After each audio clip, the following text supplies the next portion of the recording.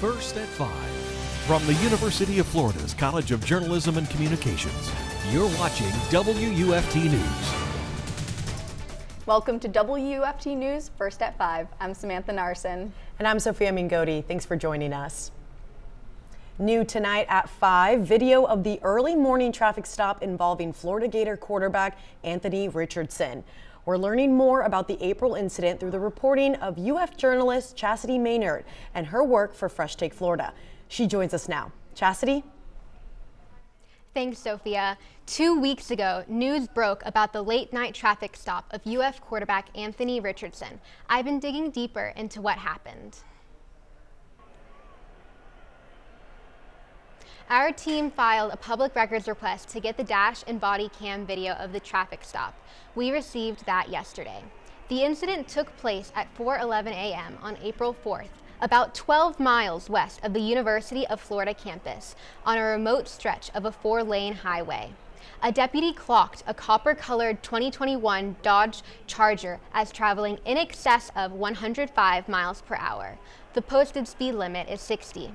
The deputy said he could not ticket Richardson for a faster speed because he said he couldn't keep up.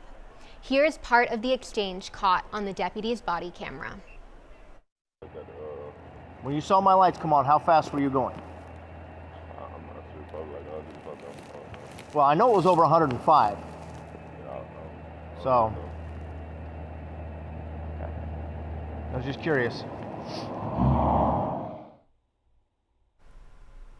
10 days after the traffic stop, Richardson starred in the spring football game. Since then, head coach Billy Napier has told boosters that Richardson made a mistake and has taken ownership of it. You can read my full story on the traffic stop at WUFT.org. Thanks, Chasity. The Florida Senate today passed 2 measures seen as challenging Disney's clout. Senate President Wilton Simpson said Disney went too far in opposing the Florida education law that critics call Don't Say Gay bill. In response, one bill would take away the special development district at Disney World. The other would remove a Disney exemption from a Florida law designed to fight big corporations and social media from silencing conservative voices. The House could vote tomorrow, but one Democrat asked today, why are we kicking the bear? State lawmakers are beginning to vote in special session on a new plan for congressional districts. The governor vetoed the legislature's plan, so now lawmakers are voting on a map his expert drew up. Senate approval today was a party line vote of 24 to 15, and the House could vote tomorrow. In terms of protected districts, there would be 1 less for Black communities, but still 3 for Hispanic communities. Lawsuits are expected, and the bill sets aside $1 million to defend the plan. It was nice to have things cool down a bit yesterday, Sam. I know, right? I'm so happy we got a little break from that humidity. But I'm wondering how long this is going to last. WUFT's Ashley Weinstein joins us now with the weather forecast. Yes, so we are a little bit cooler today, in fact, a little bit cooler than normal, but starting tomorrow, we are going to get increasing temperatures as well as increasing moisture as we head into the weekend. Right now, we have some cumulus clouds out on our campus cam, 78 degrees, feels like 78, so again, not too humid today, and in fact, on the cooler side. For the rest of our region, we're looking at the mid to high 70s for the majority of areas, 76 in Gainesville, 74 in Stark, and 74 in Ocala. A look ahead into this week, windy and cooler into our midweek, remaining dry for the next few days here, and again, warming up as we head into the weekend. Back to the desk. One local farm is practicing community service agriculture as a more direct approach to farming. WUFT's Alexus Cleavenger dug into what this approach looks like and how it's bettering the community. A 5:30 a.m. wake-up call is how farmer Noah Shitama starts every day. He tends to his animals and crops alongside his 6-month-old. But the biggest differences to his daily routine are his customers.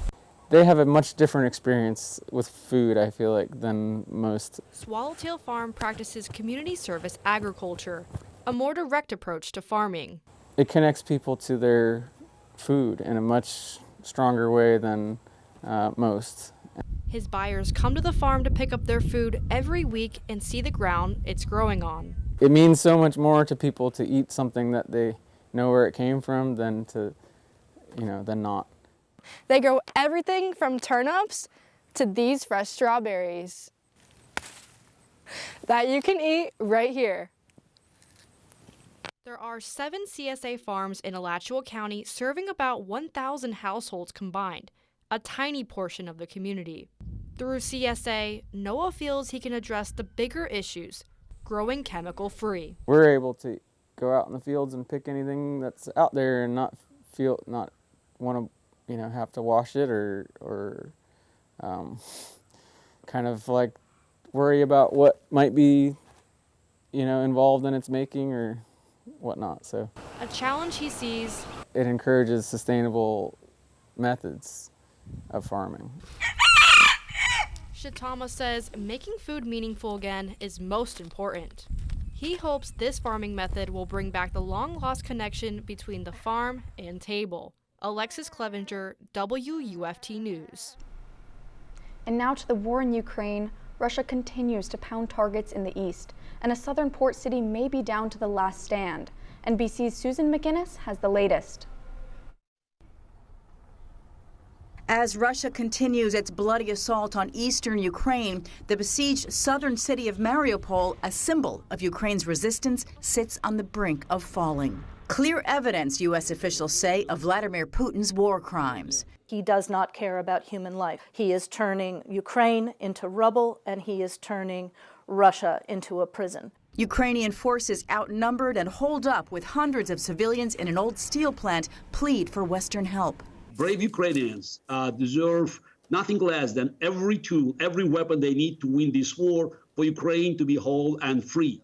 Secretary of State Anthony Blinken today conceding we have yet to see the extent of the devastation in Mariupol. We're going to see far worse, if that's possible to imagine. The U.S. today imposing new sanctions on a Russian bank and dozens of individuals found to be avoiding economic penalties. President Biden meeting today with top military leaders and readying another aid package, including heavy artillery. Help Ukraine badly needs, it says, to stave off the kind of atrocities seen in Bucha. We have got to move very, very fast to avoid a potential defeat, to send a clear signal to Putin that he, one way or another, is not going to be able to take control of Ukraine. He will lose in the Ukraine. An outcome yet to be determined as Ukrainians fight on to save their country. In Washington, Susan McGinnis, NBC News. Now, Sofia, what has 4 legs and a beautiful mane to maintain? If you guessed a horse, this next story is for you. Coming up after the break, we learn about a place that allows the beautiful animals to retire in peace. That story and more coming up on WUFT News, first at 5.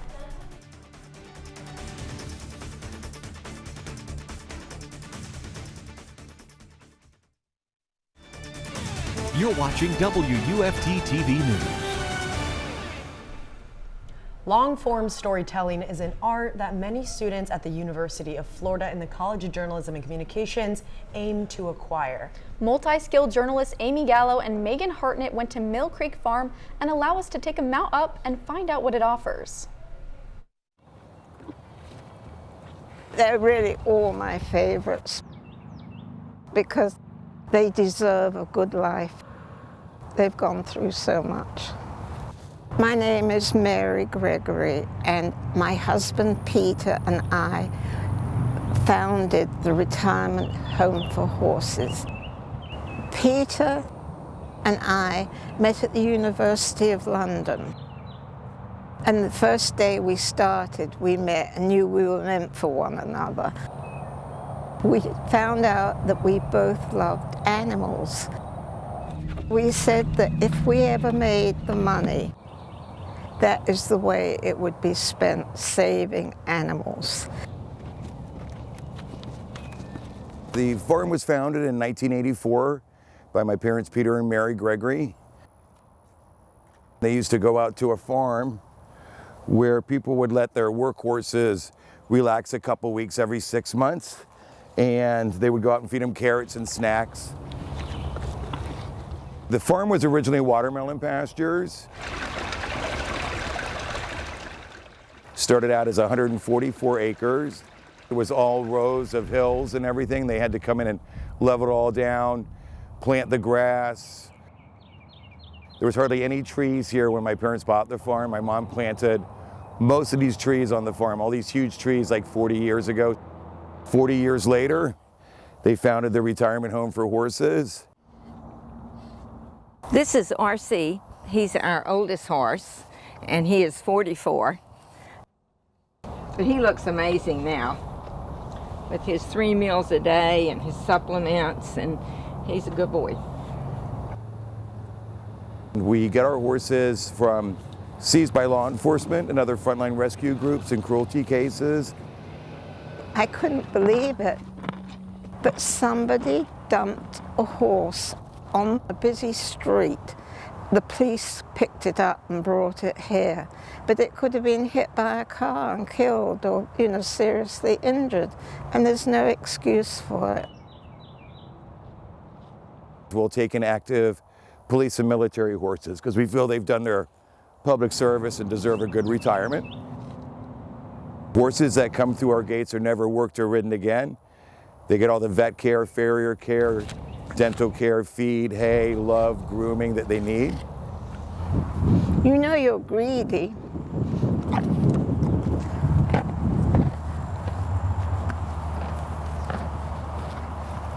But they're all so sweet. He came in such terrible shape and scared, this one here. And he came with the name Lance. And so I thought, oh no, he's going to be Lancelot. And then he'd been here about 2 weeks, and I thought, oh my God, he comes to the fence. If I pull my cart close enough to the fence, he helps himself to my carrots. He is so different. We have grown to 335 acres. We currently have 144 horses, 3 miniature donkeys, and 1 Zorse that call this their safe and forever home. It costs about $3,000 per year per horse. So it costs us over $400,000 to keep the farm going. But with the help of our incredible volunteers, incredible donors, everyone involved in the public, it really helps us keep this mission going forward. We've deeded to the Alachua Conservation Trust a conservation easement so the property can never be built on or developed, and it'll always continue on as the retirement home for horses. We've never had a bad horse, and they seem to know that once they come through our gate, they're safe, and they never ever leave the property.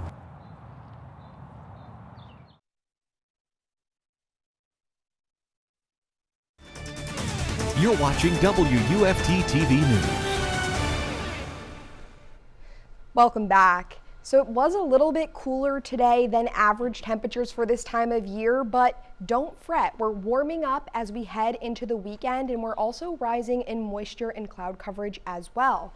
Right now we're sitting at 75 degrees, feels like 74, not too humid right now in our atmosphere. It's feeling quite nice.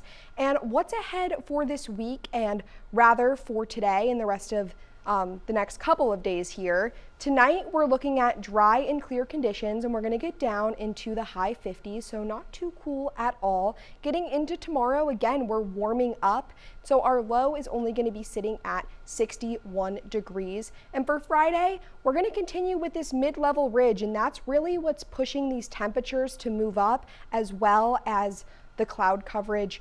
We're going to be seeing building clouds as the temperatures get warmer through this week. Right now, we're very dry. We're not expecting rain here for the next couple of days, as you could see here on our moisture map, looking pretty light brown in our area. This week, windy and cooler right now as we are getting through the midweek, but again, starting tomorrow, temperatures are going to tick back up into the 80s, remaining dry over the next few days and increasing temperatures into the weekend. We're going to do a little allergy check-in today because we've changed it up a little bit since last week. Last week, our main concern was grass. Ragweed has stayed low, but trees have ticked up a lot as we've moved into this week. So again, if you're experiencing any allergies or you might want to check in with your allergist, now would definitely be a good time. Which brings me to my 6-day outlook, where we could see Thursday today, or tomorrow rather, is looking quite warm. We're warming up as we get into the weekend, and we're also rising in cloud coverage as well. Now over to Julianna with sports. Gators softball faces one of the best pitchers in the nation tonight at home. Don't go away, your local sports update is up next.